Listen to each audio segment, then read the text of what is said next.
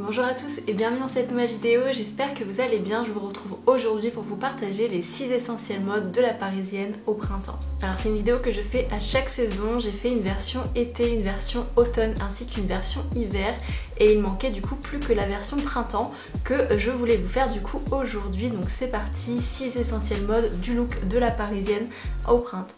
Et alors le premier essentiel de la Parisienne au printemps, c'est la veste de mi-saison par excellence. J'ai nommé évidemment le trench. Le trench c'est vraiment une pièce de toute façon intemporelle à tout dressing, ça marche en toute occasion. Ça marche parfaitement justement pour ce temps de demi-saison, que ce soit au printemps ou à l'automne. Je crois d'ailleurs que j'avais également mis le trench dans les essentiels de la Parisienne de l'automne et du coup on le retrouve ici également au printemps. Donc le trench on le choisit le plus classique possible, vraiment dans une coupe intemporelle, dans une couleur également intemporelle, donc on est plutôt sur du beige ici, du beige classique, mais on peut aussi pourquoi pas se diriger vers des couleurs. On peut aller par exemple sur un trench kaki ou sur un trench bleu marine, mais si on veut vraiment ce look classique à la Parisienne, et bien à ce moment là on choisit plutôt un trench de couleur beige et dans une coupe très intemporelle. Le trench il est vraiment parfait en toutes circonstances, il est parfait par dessus un combo t-shirt, jean, basket, mais il est également parfait je trouve sur une robe avec une petite paire de talons. C'est un look très chic, très sophistiqué, très élégant, très classique en même temps,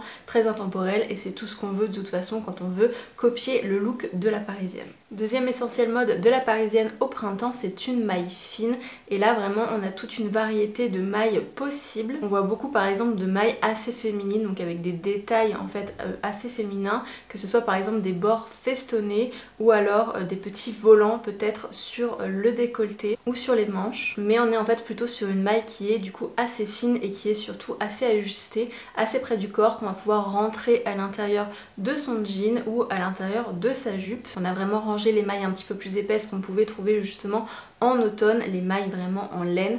Ici on est sur quelque chose de beaucoup plus fin, une maille plutôt en coton. On va pouvoir porter assez facilement, peu importe la météo, qu'il fasse un petit peu plus chaud ou un petit peu plus frais. C'est le genre de maille qu'on va pouvoir porter en toutes circonstances. On peut aussi vraiment jouer au niveau des couleurs, on peut totalement rester sur des couleurs assez neutres, que ce soit du blanc, que ce soit du bleu marine ou du noir par exemple, mais on peut également totalement partir sur la couleur, sur une jolie petite maille rouge avec des petits volants par exemple sur le décolleté et qu'on va en rentrer à l'intérieur de son jean préféré, une petite paire de sandales à talons et on a un look absolument parfait et très simple, typique du look de la Parisienne. Mais la deuxième petite maille fine qu'on voit aussi énormément, c'est évidemment la marinière. La marinière c'est de toute façon un classique de la garde-robe, c'est un basique et aussi un essentiel et encore plus dans le dressing de la Parisienne. Du coup sur sa marinière on est encore une fois sur une coupe très classique, plutôt sur un col rond, plutôt encore une fois sur une maille assez ajustée, assez près du corps qu'on va pouvoir rentrer à l'intérieur de son jean.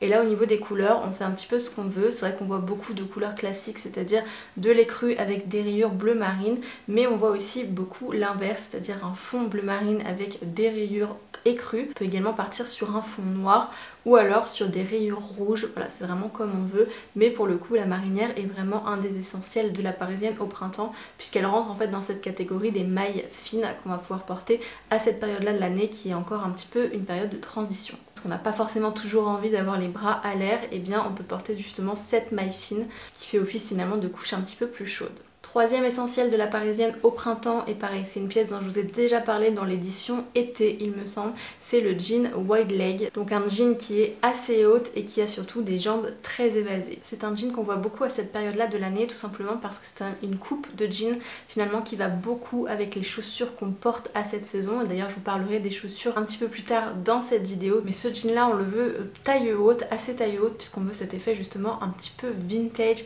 qui est aussi assez propre finalement au look de la Parisienne. Et au niveau de la couleur, encore une fois, on fait un petit peu ce qu'on veut. On peut partir sur un jean blanc ou alors sur un jean bleu. C'est vraiment les coloris les plus classiques finalement qui vont parfaitement justement avec la maille fine dont on parlait précédemment. Mais on peut également partir sur de la couleur si on veut. Mais si vraiment on veut rester voilà, dans les choses un petit peu classiques, les pièces qu'on va pouvoir garder et les pièces qu'on va pouvoir associer avec un maximum de vêtements, et bien à ce moment-là, on part plutôt sur un jean blanc ou alors sur un jean bleu classique. Un bleu assez clair ou alors un bleu un petit peu plus foncé en fonction de ce qu'on préfère, mais en tout cas voilà c'est la coupe qu'on ressort vraiment à cette saison là. Le quatrième essentiel ça va être une blouse ou un top avec des détails féminins. Que ce soit par exemple de la broderie, c'est quelque chose qu'on voit beaucoup au printemps, un petit peu comme la blouse que je porte ici, Ça peut être également, encore une fois, des détails de volant sur une petite blouse par exemple. Ça peut être également des manches ballons ou un joli décolleté V. Ça peut être également une coupe cache-cœur. Au niveau des manches, eh bien, on peut retrouver un petit peu de chacun, c'est-à-dire on peut avoir des manches longues comme ce que je porte ici. On peut avoir également des manches courtes. Donc disons que cette catégorie-là, elle est finalement assez libre. L'idée, c'est vraiment un top avec des détails féminins. Au niveau des couleurs, c'est pareil. On peut être sur une couleur plutôt neutre, mais on peut également partir sur de la jolie couleur. Et également, ce qu'on retrouve aussi dans cette catégorie beaucoup, c'est le motif fleuri. Donc de jolies blouses avec un joli motif fleuri, que ce soit encore une fois sur des manches longues ou alors sur des manches courtes. On peut également combiner un petit peu tout ça sur une pièce par exemple qui va être cache-cœur avec un motif fleuri. Sur cette catégorie, vraiment, on peut s'amuser, on peut porter finalement plein de choses. Et cette blouse, encore une fois, elle est parfaite, rentrée justement dans notre jean wide leg avec une petite paire de jolies sandales.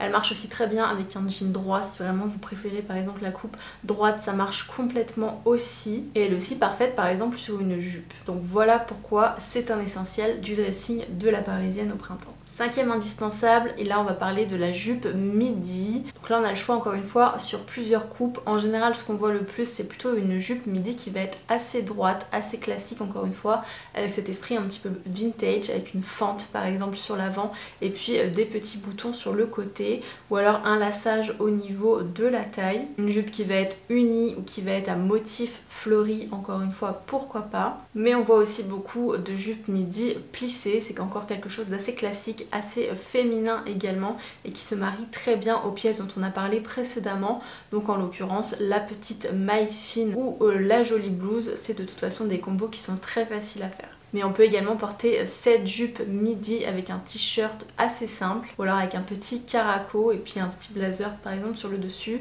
C'est vraiment le genre de pièce assez versatile qu'on peut porter avec plein de choses. Mais c'est vrai qu'on est quand même plutôt sur une longueur midi plutôt que sur une longueur assez courte. Mais voilà pour la jupe midi, donc cinquième indispensable. Et alors au niveau du sixième indispensable, je voulais vous parler finalement de chaussures et donc d'accessoires. Et ici on voit vraiment plusieurs types de chaussures apparaître sur la Parisienne au printemps. Donc évidemment on retrouve la sandale à talons, là on choisit vraiment ce qu'on veut, les variétés sont vraiment assez immenses. Il y en a vraiment pour tous les goûts, mais ça c'est quelque chose d'assez classique. Mais c'est vrai que ce qu'on voit aussi beaucoup et surtout sur la Parisienne au printemps, c'est vraiment la Baby's. Donc la Baby's en fait c'est un escarpin à bout rond avec un talon assez épais et puis surtout une bride qui vient sur la cheville. C'est ce qu'on appelle une baby, c'est vraiment cette forme là de chaussure. C'est quelque chose qu'on voit beaucoup sur la Parisienne classique au printemps. Donc cette chaussure elle peut être en cuir, elle peut être vernie et elle peut aussi être en daim. Et c'est vrai qu'on joue aussi beaucoup sur la couleur en fait sur ces chaussures là, ainsi que sur les autres modèles dont je vais vous parler juste après. On peut vraiment jouer la couleur. Si on a par exemple une tenue très simple avec un jean bleu et puis une petite blouse blanche, et bien on vient ajouter en fait ce petit pop de couleur finalement sur la chaussure et ça fait une tenue très finie en fait et beaucoup plus intéressante qu'avec une paire de chaussures toutes simples. La Baby's aussi elle va également parfaitement avec notre petite blouse fleurie par exemple. On peut porter cette jolie blouse fleurie, un jean droit très simple et à nouveau une paire de Baby's colorée qui peut avoir en fait une couleur qui vient du chemisier par exemple, mais qui peut aussi contraster avec les chemisiers. Là on peut vraiment jouer comme on a envie sur la chaussure. C'est vrai que c'est une façon finalement un petit peu plus simple de jouer avec les couleurs je trouve. Quand on porte en fait une couleur sur un accessoire, c'est toujours beaucoup plus facile que sur un vêtement et ça permet encore une fois voilà, d'ajouter cette petite touche de gaieté de printemps dans sa tenue si on a envie de rester sur des pièces qui sont assez neutres sur le reste de notre tenue. Du coup dans la même idée, la deuxième paire de chaussures qu'on voit beaucoup c'est la paire de slingback. Alors là encore une fois on est en fait sur une forme escarpin avec un talon plus ou moins haut, en général c'est un petit talon quand même, un bourron encore une fois, et la particularité du slingback en fait c'est une lanière qui passe derrière la cheville. Et la même chose, on choisit la matière qu'on souhaite, on peut partir sur du daim, on peut partir sur du cuir, on peut partir également sur du vernis, c'est quelque chose qu'on voit beaucoup, des slingbacks vernis. Et encore une fois on peut jouer sur du classique neutre, en l'occurrence la slingback Chanel par exemple exemple qui est le meilleur exemple de slingback très classique, très intemporel, donc qui est beige et noir et qui va absolument avec toutes les tenues. Mais on peut aussi partir sur une slingback vernis rouge par exemple, c'est quelque chose qu'on voit beaucoup et qui, tout comme la Bakebees dont je vous ai parlé juste avant, vient apporter cette touche colorée à une tenue qui sinon peut être très simple. On porte son petit jean, on porte une jolie blouse blanche, son trench par-dessus, une paire de slingback rouge et là on a un look vraiment très intéressant mais qui reste quand même très classique et intemporel. Et la dernière paire de chaussures dont je voulais vous parler, et je sais que c'est une chaussure qui ne plaît pas à tout le monde, mais c'est la ballerine. La ballerine, elle reste quand même un des indispensables et un des essentiels de la parisienne au printemps, parce qu'en général la parisienne elle marche quand même beaucoup, elle a besoin d'une paire de chaussures plates, et la ballerine elle reste quand même très confortable et beaucoup plus féminine que la basket. Et je sais qu'il y a un grand débat autour de la ballerine, mais je trouve que la ballerine quand c'est une belle ballerine avec un petit talon, je trouve ça très joli, je trouve que ça fait un joli pied et que ça élance quand même un petit peu la silhouette. Tout dépend finalement de la ballerine qu'on choisit, mais en général sur la parisienne, voilà, c'est une ballerine très épurée avec une jolie forme en amande, un petit talon. Encore une fois, j'ai pour référence la ballerine de chez Chanel qui est absolument parfaite et qui est très jolie, ou la ballerine Repetto par exemple. C'est vraiment des ballerines qui ont des jolies formes et qui viennent vraiment compléter une tenue. Donc encore une fois, on part soit sur des coloris neutres, une ballerine noire par exemple, ou un combo encore une fois de beige et de noir sur la Chanel, mais on peut aussi évidemment partir sur la ballerine vernis rouge, encore une fois, pourquoi pas, c'est quelque chose qu'on voit beaucoup aussi, ou sur une ballerine nude, mais je trouve qu'avec un jean droit, ou alors le jean évasé de tout à l'heure, une petite blouse ou une petite maille fine, et bien c'est un look qui est très joli et qui est très facile à reproduire pour le coup. Donc voilà pour les chaussures qui sont vraiment essentielles à la parisienne au printemps. Et voilà, c'est tout pour cette vidéo aujourd'hui. Je vous ai partagé les 6 essentiels modes de la parisienne au printemps. J'espère que cette vidéo vous a plu.